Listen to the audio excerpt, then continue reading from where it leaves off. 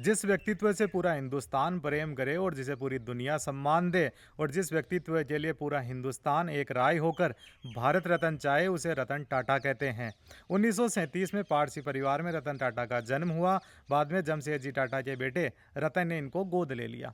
जीवन के शुरुआती दिनों में इनके माता पिता के बीच में अनबन रही, जिसका प्रभाव इनके बचपन पर भी रहा। लेकिन इनकी दादी ने इनको संभाला। इनको और इनको भाइयों को लेकर वो लंदन चली जाती है। इनकी दादी ने ही इनको नैतिक मूल्यों की सीख दी थी। उन्होंने ही इनको बताया था कि एक व्यक्ति का अपने परिवार, समाज और देश के प्रति क्या कर्तव्य होता है।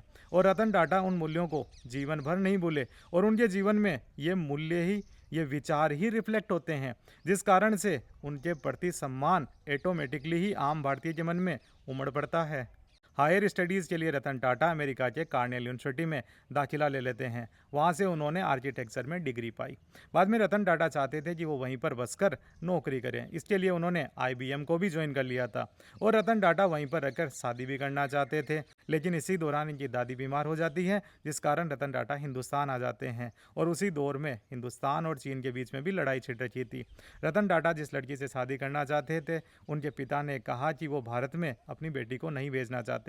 रतन टाटा ने इसे किसी प्रकार से नकारात्मक रूप में नहीं लिया। बाद में उन्होंने जमशेदजी टाटा के साथ में टाटा स्टील को ज्वाइन कर लिया और उसी में नौकरी करने लगे।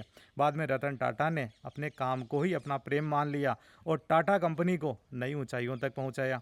1991 के अंदर जब जमशेदजी टाटा रिटायर होते हैं तो रतन टाटा को टाटा ग्रुप का चेयरमैन बनाया जाता है। लेकिन उनके सामने टाटा ग्रुप के अंदर जो सीनियर लीडर्स थे वही चुनौती बन जाते हैं। उनमें मुख्य थे रूसी मोदी, नानी पालकीवाला और अजीत परेकर। तो रतन टाटा ने इस चुनौती से निपटने के लिए एक नया नियम बनाया कि जो भी व्यक्ति यहाँ पर काम करता है और उसकी उम्र 75 साल हो गई है, उसे रिटायर हो जाना चाहिए। और जैसे ये नियम आया वैसे ही रूसी, नानी और अजीत रिटायर हो जाते हैं।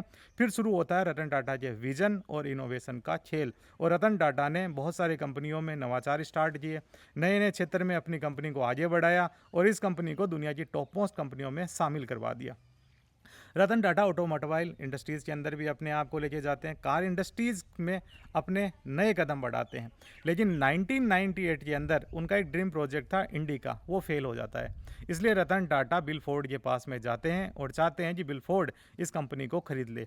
लेकिन बिल फोर्ड ने इनको कहा कि मैं आपकी कंपनी को खरीद कर आप पे एहसान कर रहा हूँ।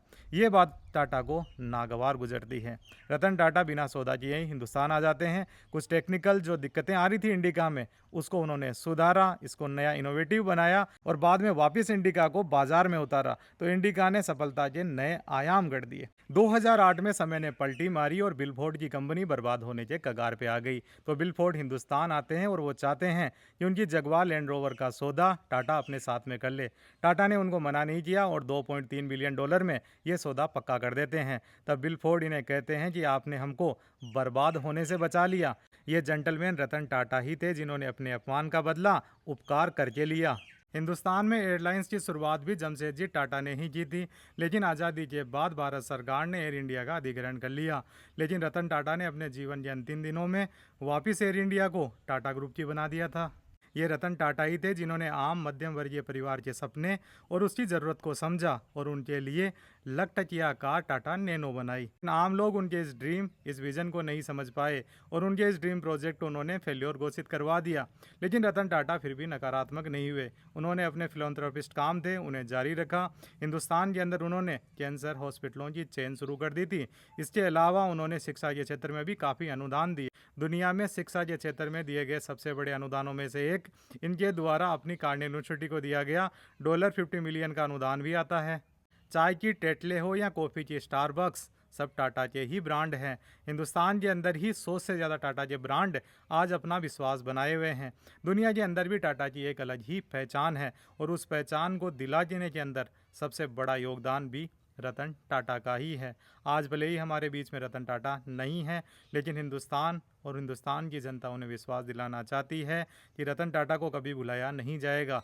रतन टाटा हमेशा उनके हृदय में बसेंगे, उनके विचारों में बसेंगे और हिंदुस्तान भी प्रयास करेगा कि रतन टाटा के विचारों को, चाहे उद्योग के क्षेत्र हो, चाहे मानवता के क्षेत्र हो, सब क्षेत्रों के अंदर हर व्यक्ति उन्हें अपने जीवन के अंदर अप्लाई करेगा।